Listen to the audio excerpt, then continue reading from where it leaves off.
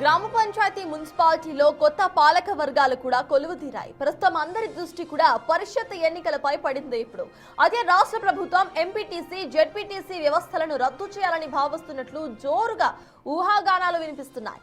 MPTC, ZPTC వ్యవస్థల్లో సమూల మార్పులు తీసుకొచ్చేందుకు రేవంత్ సర్కార్ కసరత్తును చేస్తున్నట్లుగా ప్రచారం జరుగుతోంది. 5 అంచెల వ్యవస్థను 3 అంచెలుగా మార్చాలని ప్రభుత్వం భావిస్తున్నట్లు సమాచారం.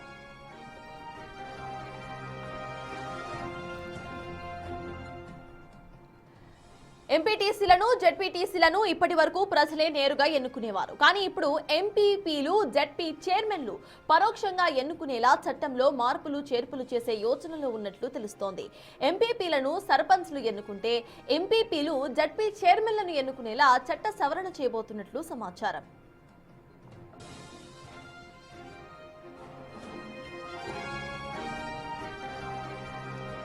ఎంపీటీసీలు, జెడ్పీటీసీల వ్యవస్థతో ప్రజలకు, ప్రభుత్వానికి పెద్దగా లాభమేమీ లేదని రేవంత్ సర్కార్ భావిస్తున్నట్లు తెలుస్తోంది.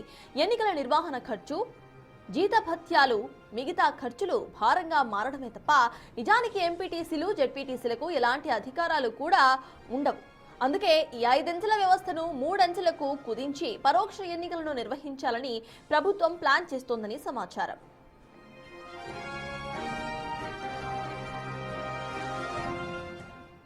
ఇక జెడ్పీటీసీ, ఎంపీటీసీ ఎన్నికలకు సంబంధించి పూర్తిగా కూడా ప్రజలు ఓటింగ్ వేయకుండా ఇటు ఎవరైతే ఎన్నికవుతారో వాళ్ళ ద్వారా ఓటింగ్ ఉండే విధంగా కూడా ఇటు ప్లాన్ చేస్తున్నట్టు తెలుస్తోంది రేవంత్ సర్కార్. దీనికి సంబంధించిన పూర్తి అప్డేట్స్ మా ప్రతినిధి వాసు అందిస్తారు.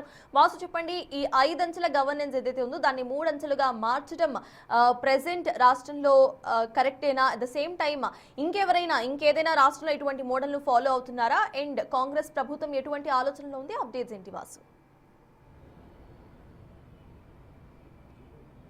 ఎస్ సత్తాజ్, ఏదైతే జెడ్పీటీసీ, ఎంపీటీసీ స్థానిక ఎన్నికలకు సంబంధించి ఎన్నికలకు వెళ్ళాలా వద్దా అన్న అంశానికి సంబంధించి తెలంగాణ ప్రభుత్వం తర్జన భర్జన చేస్తుంది. మనకున్నటువంటి సమాచారం ఇప్పటివరకు అధికారులతో ఒకవేళ జెడ్పీటీసీ ఎన్నికలు రద్దు చేస్తే రాజ్యాంగపరమైన చిక్కులు ఏమైనా వస్తాయా అన్న అంశానికి సంబంధించి ఇప్పటికే న్యాయ నిపుణులతో పాటు సీనియర్ ఐఏఎస్ అధికారుల సలహాలు, సూచనలు కూడా తీసుకున్నట్టుగా మనకు సమాచారం అందుతుంది. అయితే కొంతమేరకైతే అధికారులకు సంబంధించి రాజ్యాంగపరమైనటువంటి చిక్కులు ఎదురయ్యే అవకాశం ఉందన్న విషయాన్ని చెప్పడం జరిగింది.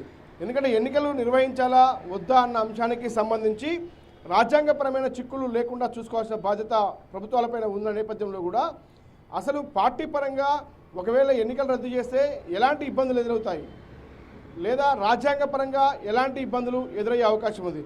అయితే ప్రధానంగా రాజ్యాంగ సవరణ ద్వారానే ఇది సాధ్యమవుతుందన్న విషయాన్ని కొంతమంది న్యాయ నిపుణులు చెప్తా ఉన్నారు. కానీ మరికొంతమంది మాత్రం ఎందుకంటే ఏదైతే 1992 23వ రాజ్యాంగ సవరణ దీనికి కొంత అడ్డంకిగా మారినట్టుగా తెలుస్తూ ఉంది. కాబట్టి 243 ఆర్టికల్ బి ప్రకారం కూడా ఆ జిల్లాలో స్థానికంగా 3 అంచెల వ్యవస్థ అంటే గ్రామ పంచాయతీ, మండల పరిషత్, జిల్లా పరిషత్ 3 అంచెల వ్యవస్థ ఉండాలని మాత్రమే 243 ఆర్టికల్ చెప్తా ఉంది.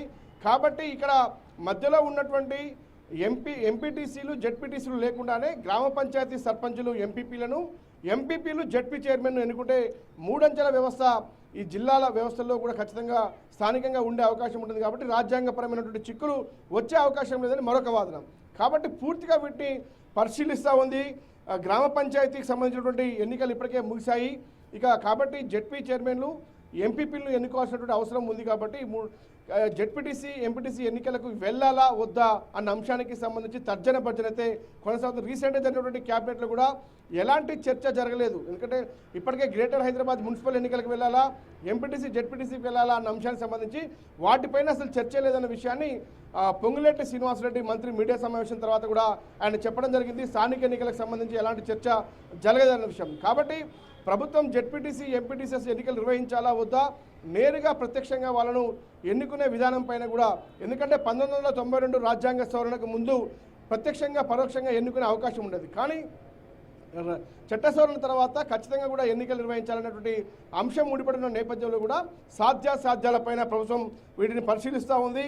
ఇక మరోపక్కంగా పార్టీ పరంగా ఇప్పటికే పంచాయతీ ఎన్నికల్లో కూడా అవకాశం రానటువంటి నాయకులు ఎవరైతే గ్రామ పంచాయతీ స్థాయి నాయకులు ఎంపీటీసీ లేదా జెడ్పీటీసీకి పోటీ చేయాలన్నటువంటి ఉవ్విల్లుతున్న నేపథ్యంలో కూడా పూర్తిగా వాటిని రద్దు చేస్తే పార్టీ పరంగా వచ్చేటువంటి ఇబ్బందులు ఏంటి అనే అంశంపైన కూడా ప్రభుత్వం ఒక ఫోకస్ చేసింది. అంటే పూర్తిగా కూడా ఇటు మంత్రులు, ఎమ్మెల్యేలు, స్థానిక నేతల అభిప్రాయం తీసుకొని ఇటు పార్టీ పరంగా, ప్రభుత్వ పరంగా సాధ్యాసాధ్యాలను పరిశీలించాలి. ఒకవేళ పార్టీ పరంగా ఖచ్చితంగా కూడా ఎన్నికలు నిర్వహించాలని భావిస్తే ఎన్నికలకు వెళ్ళే అవకాశం ఉంటుంది. అది కూడా ఇప్పుడు అంతలో జరిగే అవకాశం కూడా కనిపిస్తలేదు. ఎందుకంటే ఇటీవల కాలంలో మున్సిపల్ ఎన్నికలు, గ్రామ పంచాయతీ ఎన్నికలు నిర్వహించిన నేపథ్యంలో కొంత ఎన్నికల నిర్వహణ ఇబ్బందికరంగా, ఆర్థికంగా కూడా కొంత ఇబ్బందికరంగా మారే అవకాశం ఉన్న నేపథ్యంలో కొంతమంది నేతలు కొంత ఆలస్యంగా నిర్వహిస్తే బాగుంటుందన్న ఉద్దేశానికి వచ్చారు. అయితే ఒక 2 రకాలైనటువంటి చర్చ జరుగుతుంది.